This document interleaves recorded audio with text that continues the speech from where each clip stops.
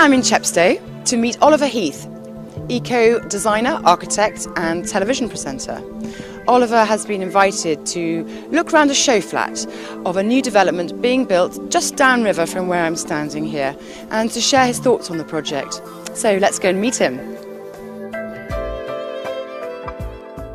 So Oliver, you are an architectural designer with a passion for future homes and a television presenter and writer. Exactly. Welcome to Chepstow. What do you think so far? Thank you. I love it. It's so beautiful out here, isn't it? You know, stunning countryside.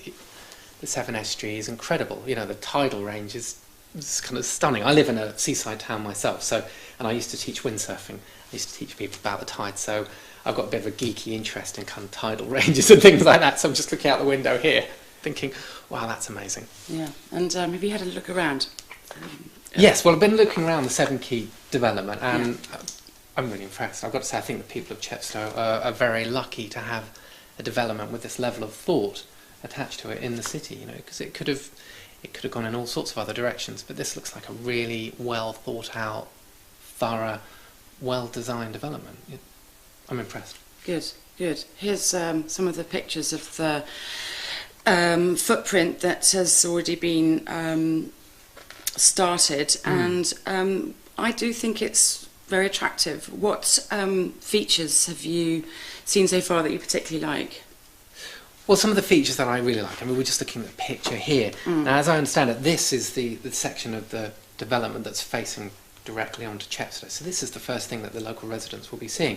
And I really like the way that Rio have thought about the existing context of a town like Chepstow and how a town like this comes together over hundreds of years of one house being built next to another one, and 50 years later another one is. For all these years there's been no sort of planning rules or sense of design.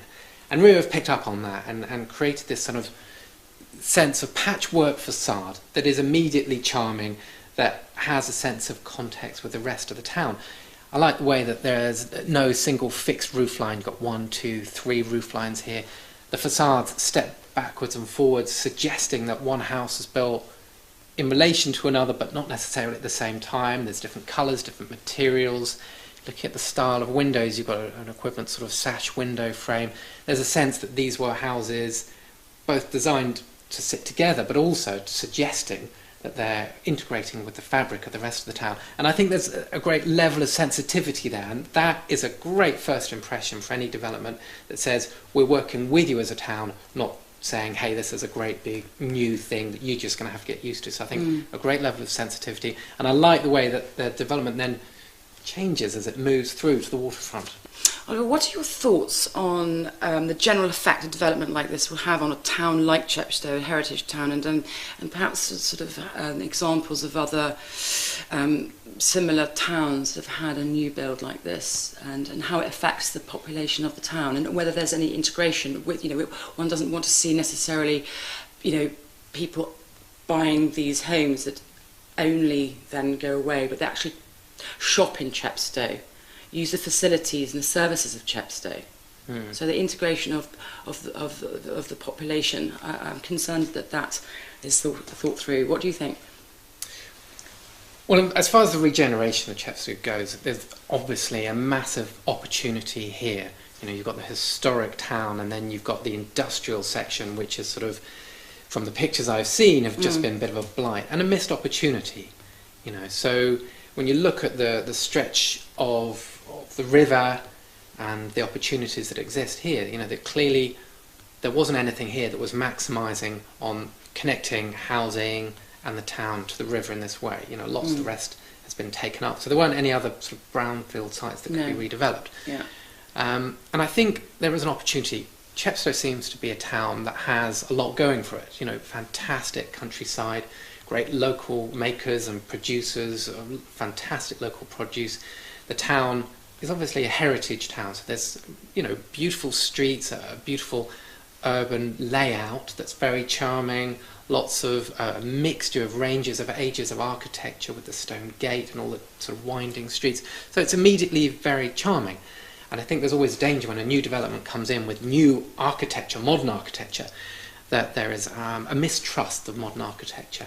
But I think what's going on here is the architects, Rio architects, have been very sensitive to that and opened up this once closed off industrialised area and allowed people to walk into it, allow the residents of the development to walk from here into town. So, you know, we're increasing the pedestrian route. There are connections through the development to the river. So, you know, you're allowing the stretches of green and the public access to the river, and so increasing that. So it strikes me that there is and has been a lot of thought dedicated towards how do we make this part of the town, not a new town, that's connected to it. How do we integrate through? How do we make connections to the shops? And I think what we will hopefully see is a quality piece of design like this will introduce a new market, new people into the town. It will bring money. It will bring a demand for standard of living to the town that will encourage local producers to say, oh, we should be selling cheeses, meats, local dairy produce, crafts in the town. There's a market for it. Well, you know, let's take over a shop. Let's get those producers in, those retailers in the town to start stocking stuff. And I think, you know, there's a sense that it will start to kickstart a demand for local crafts, local businesses to come in and interact with the town. So, you know, I think it's a really positive thing for the town. With energy costs increasing year on year, what innovative design features have you seen, or what would you suggest that helps owners keep their energy bills down in a development like this? Well, in this development, as I understand it, they have a system called Smarter Homes. It's a control-fall system, which allows the people who are living in flats like this to interact with iPads, with portable devices of all sorts. There are other brands are available, I would say.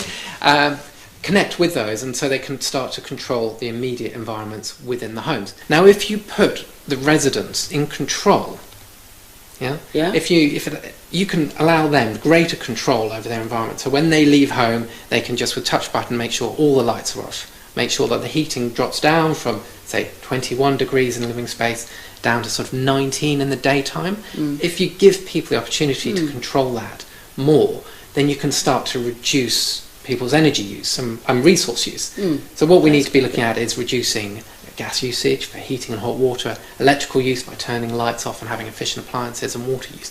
And all of those things can theoretically be controlled within the Smart Homes control-fall system. And so putting people in touch allows greater behavioural change and makes it easy for people. And I think that's important, that sustainability isn't something that's an additional add-on. It's just an integral factor of good contemporary design, well thought out design, and making something that you can be in control of easily.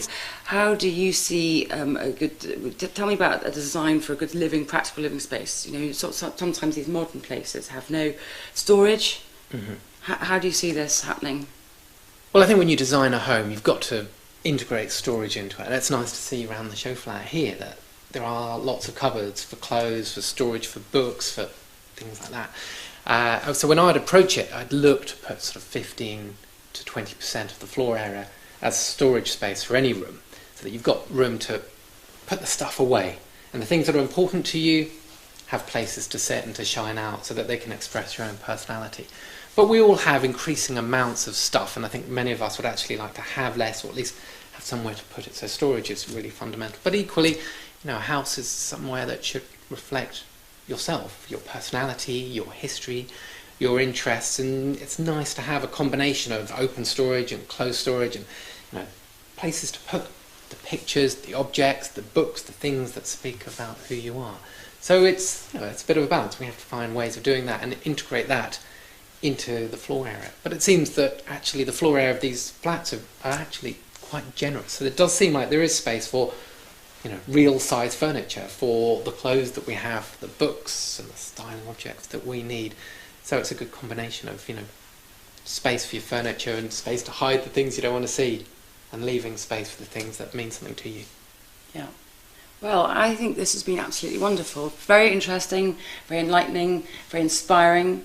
Thank you very much for coming to Chepstow. A pleasure. It's delightful to see it. I think it's a really interesting development. Will you come back again when it's all finished? I'd love to. I'd love to see what happens. So when I come back, I want to see cucumbers, artichokes, tomatoes growing in those flower beds, Yep. and people just picking and eating them. It's a deal. Yeah? It's a deal. I'd like to see that. Thank you Great. very much. I'll hold you to that. Thank you.